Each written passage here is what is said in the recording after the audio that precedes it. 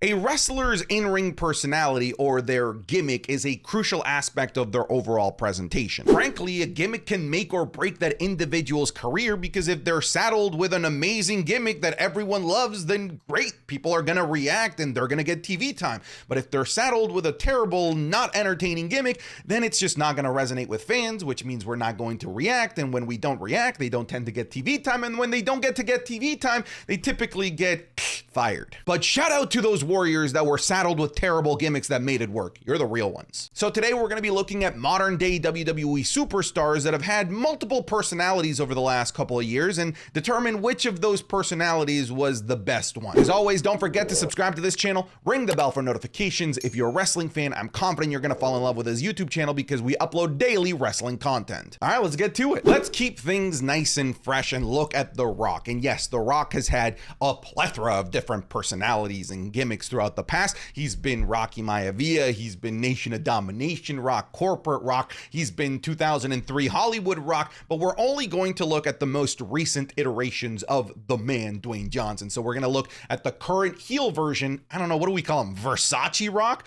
versus, what do we call him? The People's Champion, I suppose? Now, here's the thing. In terms of personalities, these two are entirely different, but in terms of usage, it's also unfair to compare them, because in terms of motivations, the heel Rock actually has motivation. He wants to elevate the bloodline. He wants to stop Cody Rhodes. There is goals for this character. Meanwhile, for the babyface Rock, there are no goals. There were no motivations because he wasn't part of WWE narrative, so he didn't have any storylines. So it's really difficult for fans to resonate with the character as opposed to just the cool one-off appearance from the super famous Dwayne Johnson.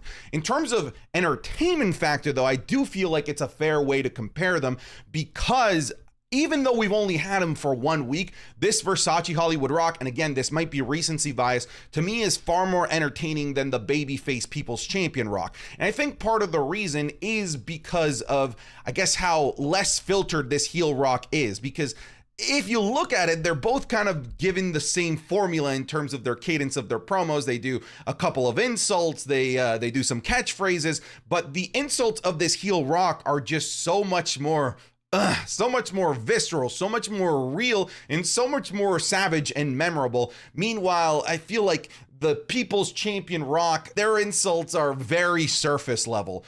And on top of that, their fan engagement is, to me, far more cringy, because what do? Hey, this side of the arena say ass and this side of the arena say hole. Meanwhile, this heel Hollywood Rock still has fan engagement while at the same time keeping that heel persona, like, for example, interrupting his own catchphrases to tell people that, you know, they're not allowed to chant along anymore. So I overall, like, as a character, as an entertainer, I prefer this heel Rock significantly more. Next up, we have Pete Dunne and Butch. And I'm going to be the first one to tell you that there's no difference between these two aside from their attire. One is wearing a Peaky Blinders hat and the other one wears a, I don't know, what is that? Like a furry scarf? But in terms of personality, they're more or less the same with a slight different, I guess, notch on their volume. Like, I feel like Butch was a bit more out there and a bit more wanting to get in and be more ruthless.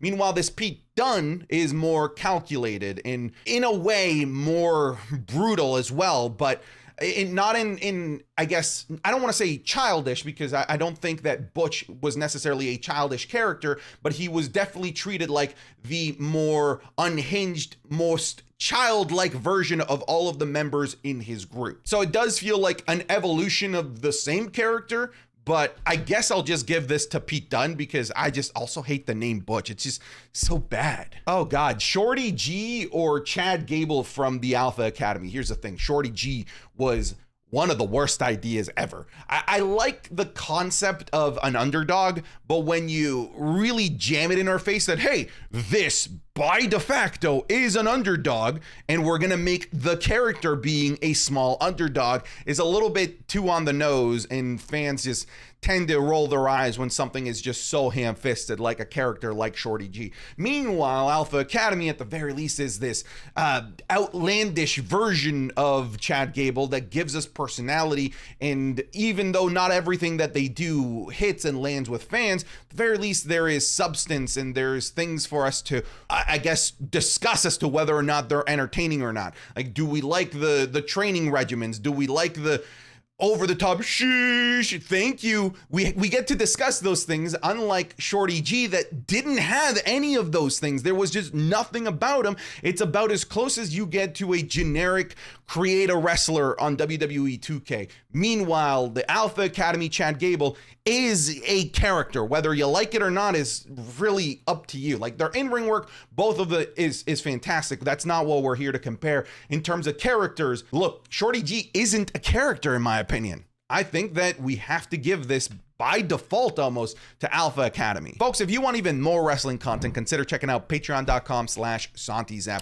Over there, you're going to get the SmackDown review, the Raw review, the Wrestling is Cool podcast 3 days early, and you're also going to get the weekly iteration of Wrestling is Cool Gaming. So go check it out, patreon.com/SantiZap. There might be something that you like. It's just more wrestling content for wrestling fans. All right, back to the video. We have Daddy's boy Dominic Mysterio versus Dirty Dominic Mysterio. Look, it's not even close. Look, this gimmick change to Dirty Dominic Mysterio saved his career.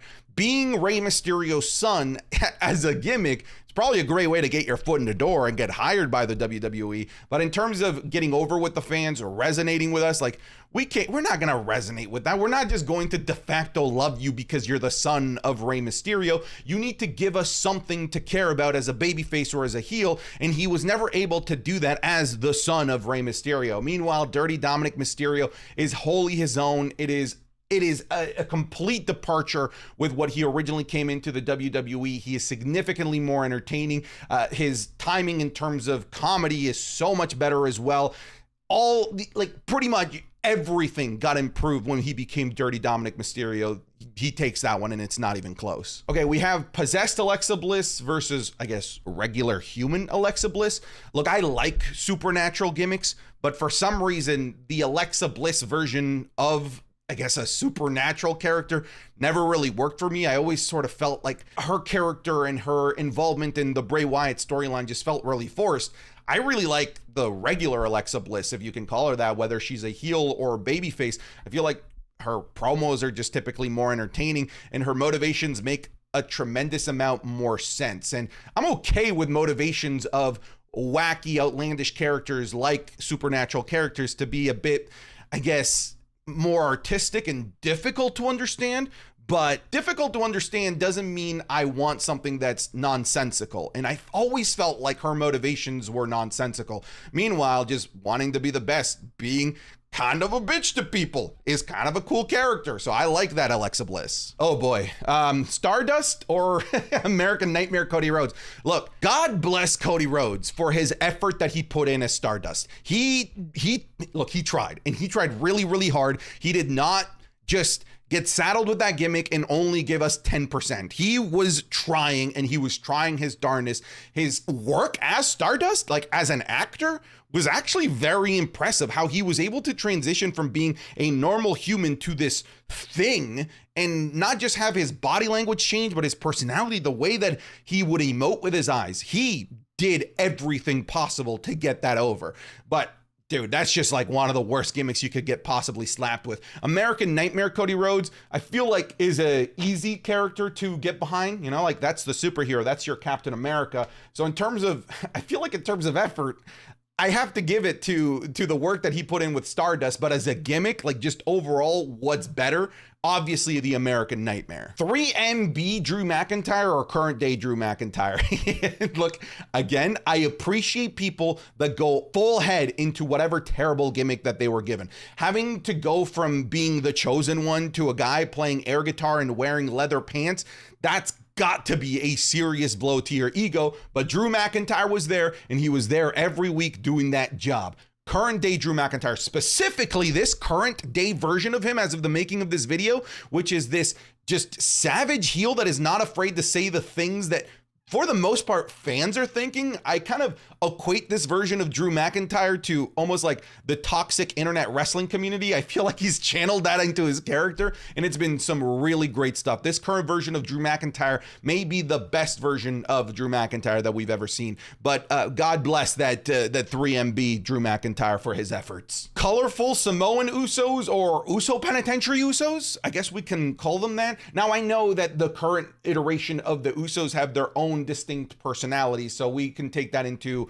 account as well. But here's the thing. I couldn't tell you who was Jimmy and who was Jay back then. I couldn't. They were completely indistinguishable. When they became like the Uso Penitentiary Usos, and of course when they were members of the Bloodline and developed their own characters as single stars, you know who Jimmy and Jay are. They are separate entities. So it's actually kind of difficult to compare these two, because the purpose of the colorful Usos were to be this united tag team. I don't think the purpose was for you to know which one was Jay and which one was Jimmy, because they were just the Usos. So I feel like both of them did their job, but obviously in terms of being a career maker, the current iteration of the Usos is significantly better, because they're actually being used as forefront main event caliber characters. Is there a difference? Karrion Kross with hair versus Karrion Kross with no hair? When you think about it, I don't think that there is. I think that they're the same gimmick. They're the same character. It's just that one in NXT, bald Karrion Kross, had way better booking and was treated way better than the Karrion Kross with hair on the main roster. Don't get me wrong. Bald Karrion Kross also went through it, and went through it real bad on the main roster when he was initially called up. But I don't think that these are different gimmicks. I think it's just one's bald and one isn't. I will say, I feel like bald Karrion Kross just sort of stood out more. So, and he was scarier?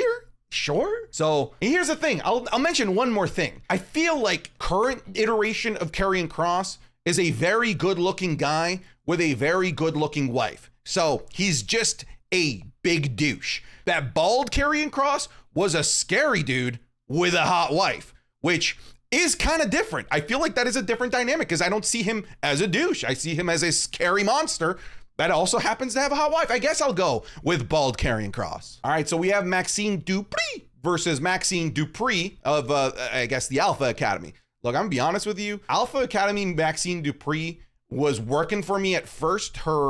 I guess her transition from being this serious model agent to this goofier character, I feel like that was the journey. But now that we've reached the destination, this iteration of Maxine just isn't doing it for me anymore. I even think that she's kind of, I hate saying this, but I feel like she is part of the reason why Alpha Academy is stalling right now. I'm being honest with you. I feel like at the very least, the model agent Maxine Dupri worked all the time. I feel like she could have stayed as that character forever and did need to change. Meanwhile, the evolution of the current day Maxine Dupri has just not been working for me. I felt like the journey was much better than the destination. Meanwhile, model agent Maxine Dupri, she was already at the destination, and I was good with it. I was good to ride that out for the rest of her career with that gimmick. The Architect Seth Rollins versus the modern day, sing my song, Seth Rollins. Seth freaking Rollins, probably the best way to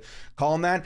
In terms of an in-ring performer, the Architect is so much better. And in terms of, I guess, being more grounded, the Architect is also better, and it's easier to understand his motivations. I do feel like the current iteration of Seth freaking Rollins can be a bit difficult to try and understand. However, when he becomes more grounded and he speaks from a less comic book character point of view, where he's being less, I don't know, out there, being less of this giant wacky personality, when he just takes a moment to be human, this version of Seth Rollins is actually fucking phenomenal. And I actually think that goes a long way, being able to transition between these different highs and lows of personalities of current day Seth Rollins. I think overall actually makes him the better character. As an in-ring performer, you're just not going to top that 2016, 2017 Architect Seth Rollins pre-knee injury, or was that 2015? You get what I'm saying. But I feel like this current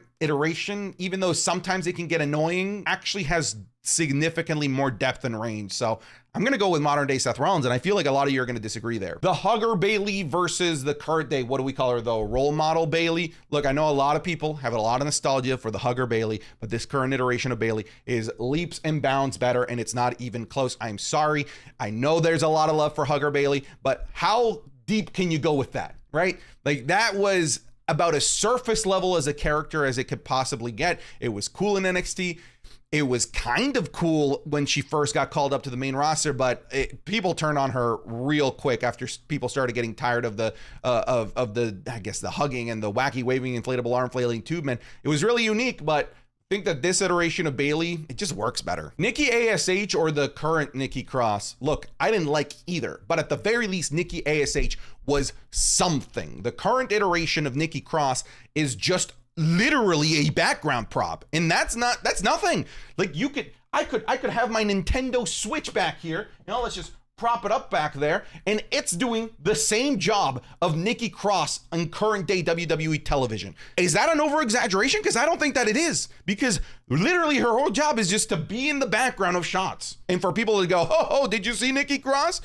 Look, I didn't like the almost a superhero gimmick, but I don't think it was directed at me. I feel like that was for children, and I can understand that, I don't have to be the sour wrestling fan that's like, whoa, that's just not gonna resonate with the cool, super hip wrestling internet community. That wasn't for us. That was for the kids, and at the very least, it was a character. It was something with motivations. Nowadays, it's nothing. Max Dupri or LA Knight. Obviously, the answer is LA Knight. The answer will always be LA Knight. I'm not going to spend a lot of time here. I do want to talk about the effort and how good he actually was as Max Dupri. In my opinion, he was getting that gimmick over slowly but surely. The more screen time that he got, the more people were starting to get on board with the male models and starting to get on board with Max Dupri. In fact, he got that thing over enough that people were clamoring for him to go back to LA Knight because they were realizing how good he actually was and how much he was being wasted. So that just goes to show you how good of a performer LA Knight actually is. In my opinion, the only reason he's the LA Knight that we know and love today is because he was so good as Max Dupri that he became undeniable, and we demanded that they give us back the LA Knight that we knew we wanted, which was the current iteration. Max Dupri, he did a hell of a job. I don't even want to clown on him. It was a brutal gimmick that he made work, and he did the best he possibly could. So just shout out to Max Dupri, but obviously it's the current iteration of LA Knight. Okay, so we have, I guess, steampunk Becky Lynch versus the man Becky Lynch. I can't remember a single promo from steampunk Becky Lynch. I know she had some pretty solid matches, but I can't remember an aspect of her character in any capacity. At the very least, the man is memorable. And of course, it helps that she's this main event player now and that she's got all of these awesome accolades under her belt. But all of that aside, she is a much more relatable character than the steampunk version that was, I guess, just sort of happy to be there. The man Becky Lynch, and it's not even close. Okay, so it's difficult to argue that these are different gimmicks, but I do genuinely believe that they are. They are entirely different personalities. We have the current iteration of Sami Zayn that is, I guess, this guy that's there to fight for justice, and he's there to topple down any sort of regime and empire. And then we have the honorary Usos Sami Zayn, who was fighting tooth and nail to just be seen, to be heard, to be given a chance by those that are around him that were both visually different than him, but also had different auras than him, because he was just desperately trying to be part of that group and be part of that family. And with it led to just some really, really endearing moments, endearing segments, endearing promos that made us fall in love with that Sami Zayn. I feel like a lot of us can relate to being that individual that didn't quite fit in. Maybe as a wrestling fan, you didn't quite fit into the social circles around you because no one liked wrestling. So I think it was really easy for us to project ourselves into Sami Zayn that's trying so hard to fit into this group that he clearly does not fit into. So in terms of just lovability, in terms of motivations, I just like the honorary use way more. All right, this is the easiest one. We have, I guess, the big dog Roman Reigns versus the tribal chief Roman Reigns. The big dog Roman Reigns was the most ham-fisted attempt to force us to like someone. And look, WWE consistently tries to get us to like somebody and dislike somebody. But when it's that obtuse, when it's that obvious, when it's that blatant, people are going to turn on it. And on top of that, in terms of Roman's character, in terms of Roman's motivations, they were so surface level back then that it just felt like the Mickey Mouse champion. It just felt like the guy that WWE demanded that we like, as opposed to the guy that WWE wanted to influence us into liking, which is actually very different. We were forced to try and like this Roman Reigns, and it just didn't work. In terms of promos, they were weak, and again, very surface level. And for somebody that's the big dog, you know, obviously it's easy to hold this one against them, but like things like suckering succotash doesn't work for guys that this badass. Meanwhile, the tribal chief Roman Reigns, this is just levels above. This is not just improved character work, but improved body language. The way he would strut around the ring, his entrance, the way he just exuded that he actually was the big dog, and he demanded the respect as opposed to the WWE demanding us to respect him.